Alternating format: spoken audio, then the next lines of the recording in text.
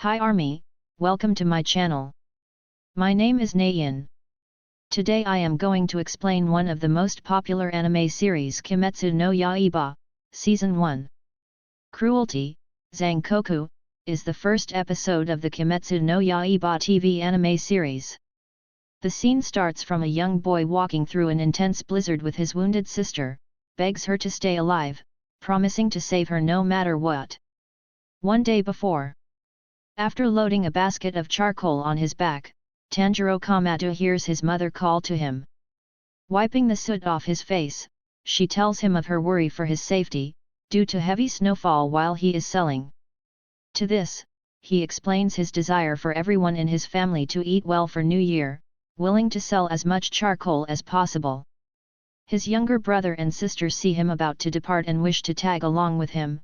Their mother doesn't allow them, since he will be walking much faster than them. Dismayed, they both tell Tanjiro of their willingness to help him. He reassures both of them, Hanako and Shigeru, that he will give them his attention after returning. He sees his other younger brother, Takeo, and instructs him to chop firewood for them. Takeo is somewhat annoyed at being unable to join him, causing Tanjiro to gently pat his head in reassurance, to his chagrin and the laughter of his family. As he leaves, he encounters his younger sister Nezuko, carrying their youngest sibling Rokuta on her back. She tells him that since their father's death, they had all looked up to him as a role model. Wishing him good luck as he leaves, Tanjiro mutters to himself about his family's living situation. They have always made the most of their uneasy life because life can change suddenly like the weather. Reaching a nearby town to begin selling his charcoal, Tanjiro hears several of the townsfolk commending and thanking him for his past deeds. Suddenly, he hears a hurt young man calling to him, accused by a store clerk of breaking a plate. Using his sharp sense of smell, he deduces that a cat had broken it, to the man's relief. Another man beckons him over for help with heavy luggage. With his basket empty and night having arrived, Tanjiro heads home but is stopped by an elderly neighbor living nearby, warning him not to enter the mountain. Though Tanjiro insists he is safe with his sense of smell, the man sternly tells him to take residence at his home for the night instead, as demons roam about during the night. Treated to dinner, Tanjiro asks the man, Saburo, about what demons are like. He tells them that demons devour humans and are only active in the dark, hence the peril of traversing the mountain at this time. Provided with a futon to sleep in, Tanjiro asks if demons would enter houses, to which Saburo says so. He then states that it is the reason demon slayers are present to protect them. Saburo, who had lost his family to demons, is pitied by Tanjiro and wishes to bring his siblings to meet him next time to give comfort. At dawn, he sets out for home and leaves Saburo's residence. As he approaches his home, he suddenly detects the scent of blood and hurriedly runs to his house. In the front yard, he catches sight of a bloodied and lifeless Nezuko, with Rokuta in her arms. In shock, he runs over to her body and asks what had happened, before turning his head and looking inside his house. To his horror, he finds his mother and the rest of his family dead, with blood strewn throughout the house. Tanjiro carries Nezuko across the snowing mountain for help in the town, having felt that her body is the only one still warm. As he tries to make sense of what could have possibly occurred, the cold air causes his breathing to weaken, and he struggles to carry her through the blizzard. Without warning, Nezuko begins twitching and rears herself up as she groans in an animalistic manner. She grabs Tanjiro and hurls themselves off the mountain path down a cliff. Protected from the fall by the thick snow, Tanjiro looks up and sees his sister standing upright.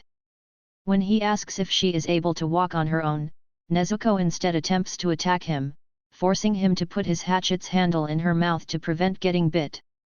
Tanjiro, recalling Saburo's words, realizes Nezuko is now a demon, but does not believe that she was the one responsible for killing everyone, remembering that another scent was present in the house. Nezuko grows in size and Tanjiro struggles to hold her at bay. Lamenting that his family had died brutally as he slept, Tanjiro begs her to hold back and not be a demon. Hearing his words, Nezuko begins to cry and ceases her attack on her brother. A young man wielding a sword speeds towards the siblings and leaps into the air. Tanjiro notices him and forces Nezuko out of the way of the strike, to the swordsman's confusion. His blade comes down and only slightly misses Tanjiro's head. The force of the swing creates a windstorm that knocks Tanjiro and Nezuko away, the latter reducing to normal size once more. Looking up to see their assailant, Tanjiro notices the words "Destroy demons" etched in the blade. The swordsman asks why he is protecting the demon, to which Tanjiro answers the demon is his younger sister Nezuko. Unconvinced by her growling, he lunges forward and grabs her, too fast for Tanjiro to see and react.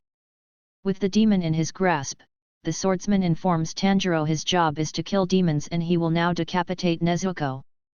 Tanjiro tells the demon slayer that another scent was present at their house during his family's murder and it was perhaps the true culprit.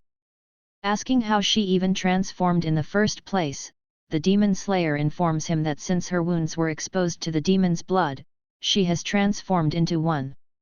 Tanjiro insists that she doesn't eat humans, but the demon slayer refuses to believe him, since she tried to devour him not too long ago. He promises to return Nezuko back into a human, but is told that becoming one is irreversible. As he insists he will find a way, the man raises his sword towards her neck. Remembering his lost mother and siblings, Tanjiro kneels down and begs him not to take away the last fragment of his family. Angered, the demon slayer reprimands him for begging in the face of others and that he is only creating an opening for others to kill him. He tells Tanjiro that if groveling were the least bit effective, then his family would not be dead and harshly admonishes him for claiming that he could help his sister and hunt down a demon despite being weak, since the fate of the weak is to only be crushed. He tells Tanjiro that perhaps the demons know how to cure his sister and change her back into a human but insists that he should not get his hopes up since they will not be willing to help, similar to how the Slayer finds his idea preposterous.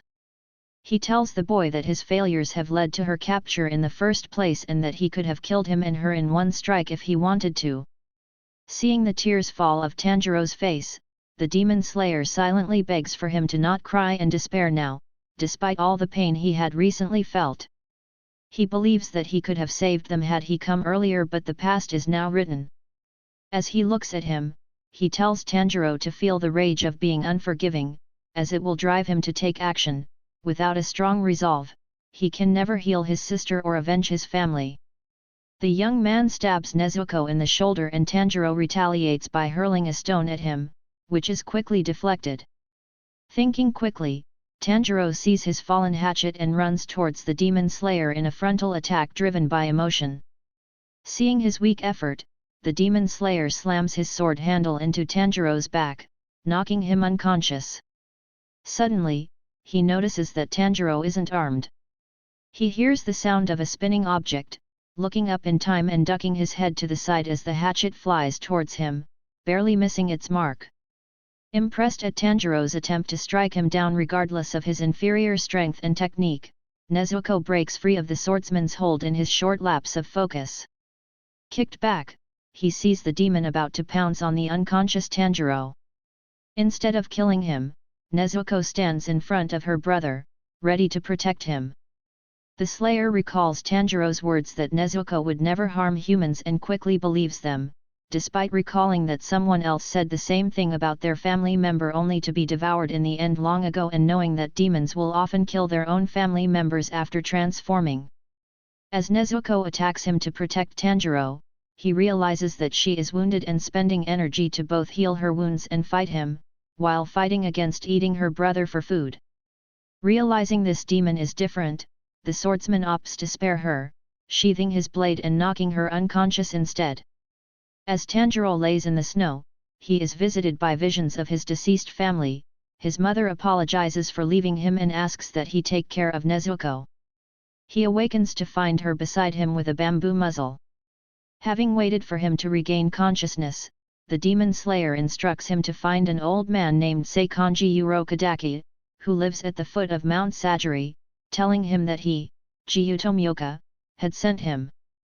Jiyu warns him not to let Nezuko get exposed to sunlight before disappearing.